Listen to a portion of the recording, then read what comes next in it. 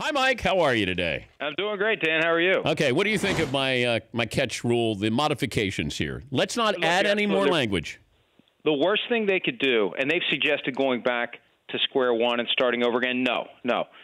Minor tweaks are all you need. And what you're saying, absolutely right. The boundaries get treated differently. The goal line gets treated differently. And I would add one thing to what you said. If you catch the ball and break the plane, it's not a fumble at that point. It's a touchdown. If you lose possession once the ball touches the front end of the goal line, play's over. I'm fine with that. Yeah. That's what it should be. I'd add one more thing, because there's a three-step process for determining a catch. One, did you actually get your hands on the ball? Two, did you get 2 feet or a knee, a hip, a butt, whatever on the ground? And three, did you have the ball long enough to clearly become a runner? That third part should not be subject to replay review ever. It should be judgment of the officials, discretionary call, just like pass interference. You don't go back and go frame by frame in 1080i with every little grain and buzz the ball. No, let the ruling on the field stand, because that would overturn the Des Bryant debacle. That would have made Jesse James catch a touchdown. If they just make element 3 not subject to replay review, 99.9% of these problems get fixed. Thank you, Mike. Official introduction, Mike Florio, Pro Football Live on NBCSN, returns to NBC next Monday at 7 a.m. Eastern, also a contributor to NBC Football Night in America. New York Times, splashy headline, Roger Goodell expected to demand millions of dollars from Jerry Jones. I said about 15 minutes ago, he's not demanding. I think Jerry's required to pay this as legal fees, that Roger's not fining Jerry Jones. What are you hearing about this whole situation, and how big is this situation?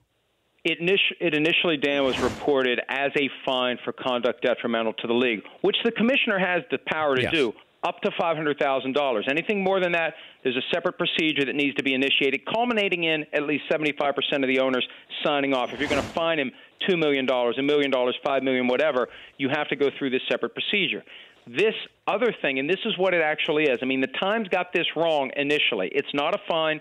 It's not for conduct detrimental. It comes under, and I'm looking at it right now, 1997 Resolution FC6. It's a provision that says if you are involved in a lawsuit as a member club, as the Cowboys, if you initiate a lawsuit or if you substantially assist someone else's lawsuit against the league or any of its teams and you lose, you've got to pay the legal fees. Yeah. And that's what's going on here. But here's where it becomes fascinating, Dan, because the two elements, one, the pushback, the effort to keep the commissioner from getting an extension, and two, involvement in the Ezekiel Elliott suspension.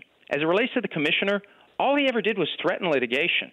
And there's no provision in this resolution for threatening litigation. It only kicks in if you actually sue. I think the Cowboys have a darn good argument that any legal fees coming out of that, it's not covered because there never was a lawsuit, there never was a legal proceeding. And as to Elliott, I don't know how you prove the Cowboys substantially assisted him because they stayed out of it. Now, they submitted one document on behalf of their general counsel who gave testimony in the form of an affidavit. Other than that, they weren't involved in it. So I think the Cowboys, if they want to push this, and you know, Jerry Jones may stand up and say, this is exactly why I had concerns about the commissioner. This is the kind of abusive use of the rules aimed at retribution and revenge because I had the audacity to take on his effort to get a new contract. If Jones wants to fight this, it could get very interesting.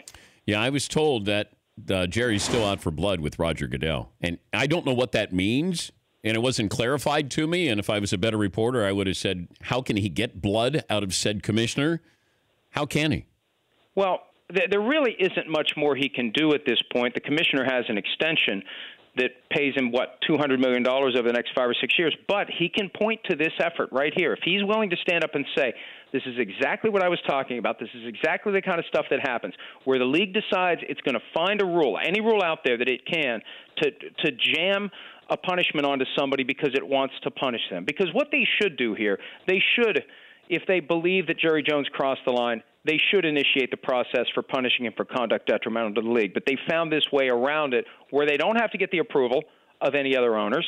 They can put whatever inflated legal bills they want on the tab. The commissioner has final say on how all this gets worked out. And I think that this would be, if Jerry chooses to stand up and do it, this would be a great example for the media, for the fans, for everyone on how the NFL engages in selective enforcement of the rules and overreaches in its interpretation of the rules to get to a desired outcome. And the desired outcome here is stick it to Jerry Jones. Mike Florio, Pro Football Live, joining us, Dan Patrick Show. What are the Vikings doing at quarterback? There's never been a time, Dan, in the history of the league where you've had a team that has 3 free agent quarterbacks and any other option that they want to pursue at quarterback. And at some point, you got to pick one. And that's a good thing if you pick the right one. But, boy, what if you pick somebody that's never played for you before, you don't know anything about him? It becomes a Brock Osweiler in Houston situation. Meanwhile, the 3 guys you let walk away end up thriving elsewhere. I mean, this could blow up on the Vikings, or it could work out perfectly. There's some steam that they're going to make a play for Kirk Cousins, which does have risk. I'd at least want to meet with the guy. I'd want to have a meal with him. I want to talk to him before I commit to making him the highest paid player in NFL history. The way that these contracts play out, though, people want to know who's committed so they can move on to the next option. Will Kirk Cousins slam the brakes on this process and say, I'm not signing right out of the gates. I'm not signing sight unseen. I want to meet with the Vikings. I want to meet with the Broncos. I want to meet with the Jets. I want to meet with whoever, almost like what Peyton Manning did 6 years ago. That's what he needs to do, because the worst thing the Cousins or the Vikings can do is sign this contract and then realize 2 months from now, my God, we hate each other. So the Vikings have a real challenge here to get this one right. They got a lot of options, and they could lay the foundation for long-term success, or they could screw everything up by picking the wrong guy. What'd you make of the Blake Bortles extension? Well, at first I thought, oh, my God, they're paying him $18 million a year. But, Dan, I pulled up the list of the annual rate for all the starting quarterbacks. $18 million has you like – no, it's not bad at all. Yeah. He's like 19th. If we assume that Cousins – and Case Keenum and A.J. McCarron are all going to get more than $18 million a year. And I don't know about Keenum and McCarron. I think the Bortles contract kind of had a collective effect of making everyone take a step back and say, maybe the money's not going to be as crazy as we think it is.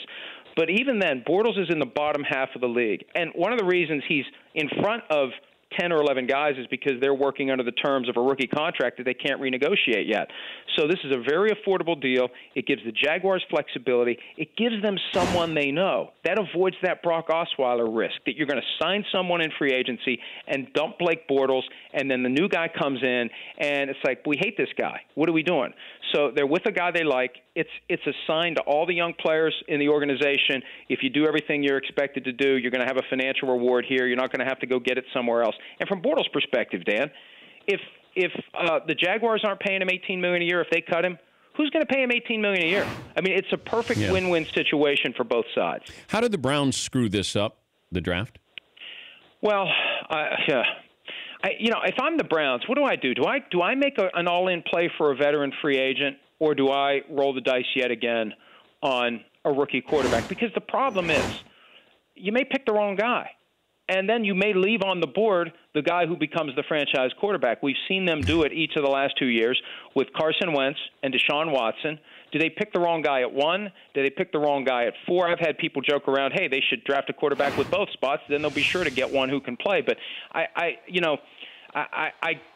seen reports that they're not enamored with anyone in this quarterback class in the draft. Are they quietly trying to get a free agent? How do you convince someone to go to Cleveland without grossly overpaying? This is a real challenge for the Browns. They have to get this quarterback situation right. They know it, and it's the first order of business for the new GM, John Dorsey. Get the right quarterback in there who's not going to be just a part-time, short-term guy, but a guy who becomes the foundation of the franchise for years to come. Thank you, Mike. Good to hear from you again. Hey, good talking to you, Dan. Thank you, Mike. Mike Florio, Pro Football Talk. For more Dan Patrick Show, tune to Audience Channel 239 on DirecTV or download the Dan Patrick Show app.